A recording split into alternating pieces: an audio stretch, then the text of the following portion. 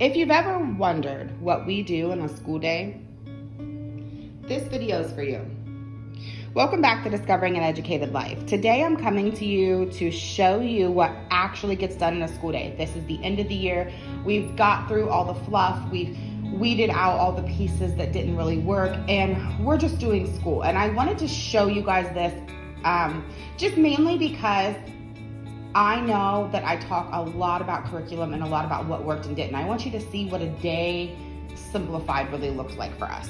So we'll get up and do theology. Theology is, we'll do a reading. There's usually verses, and we'll reference those verses. And sometimes I'll have her write something, but usually not. And we'll just talk about it. And sometimes I read a lot more from the Bible. Obviously, we use an actual Bible and read.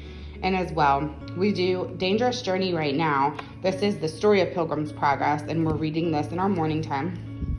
And we're also reading an older version as a family.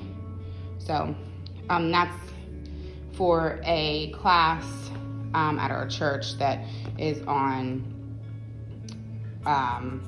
classical Christian literature that our family is doing. Then we do Cursive Success. This is her cursive. So she will do a page. This is pretty simple and straightforward. She'll do one page of cursive. Like that's each day. She does a page out of that for language arts. Then she does doodle definitions, and they are what they sound like. She doodles a definition and we talk about what it means. So convoluted, like she drew this, Rita followed this strangely convoluted road.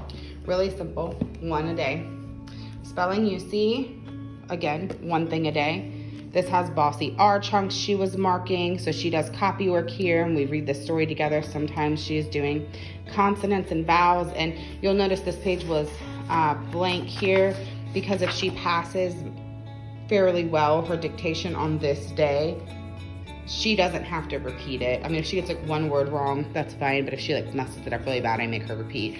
So she just marks this stuff up, and then on the last day of the week, I will have her do a dictation, and it looks like this. So she's not copying, she folds this over, and then I read it, and she writes from memory these words. That's her spelling. Then we do a lesson from language arts, really simple. She does one lesson. It covers all of these things for language arts. That's easy peasy. That's how simple her language arts is. Then she reads for like an hour, whatever she wants to read. For gamma or for math, she's doing math UC gamma. This she will finish this year. We mainly wanted to finish like the multi-digit multiplication. So you see there's some things like area and perimeter and stuff like that she's working on, but it's mainly so she could finish the multiple digit multiplication. She watches the video and does a lesson or two a day. So she completes like one lesson a week. There's 30 here, but she'll do a couple of like assignments a day. Then Dr. Bonafide, bones of the hand, arm, and shoulder. She will complete this like one sheet or so a day. And that's for science. And then Explore His Earth is geography, but it's also science. And so I put this here. It's mainly a lot of reading. There's some sheets she will fill out, and I will just pull those out when we get to them. So I want to finish this over the summer this year. Even once everything else ends, I will probably continue this. And you'll notice there's a lot of projects in this. And I kind of find this to be more science than anything, and I really want to finish this before 6th grade. So that is our science and math. And then for history, we are working through elementary U.S. geography and social studies. And she uses this book. I don't have this one sitting here. And this big book here is her atlas, the Children's Atlas of the USA. And she sometimes does a sheet, sometimes not. There's recipes in here. There's things to color. There's fill in the blanks, just different things about the different states we're covering. And then she will do these. This is her book. And so she'll mark things like she put Jamestown. She also wrote that Chincoteague and Assateague Island are out there because we've been there before. So she'll mark things that are like relevant to her as we do a state. She marked Philadelphia, like as we're learning history and other things. Like here she put the Everglades, the Gulf of Mexico, St. Augustine, the Atlantic Ocean. So she always puts the flag too that came from this book. So that's her geography. It's really straightforward. There's 2 of these because I also do one with her. So I don't have it sitting here because we are done. But another thing we did throughout the year is America's Story for Master Books, the first book. I read from that. We didn't buy the teacher's guide, didn't do any worksheets. I read that aloud a lot of the year this year. We just read it aloud.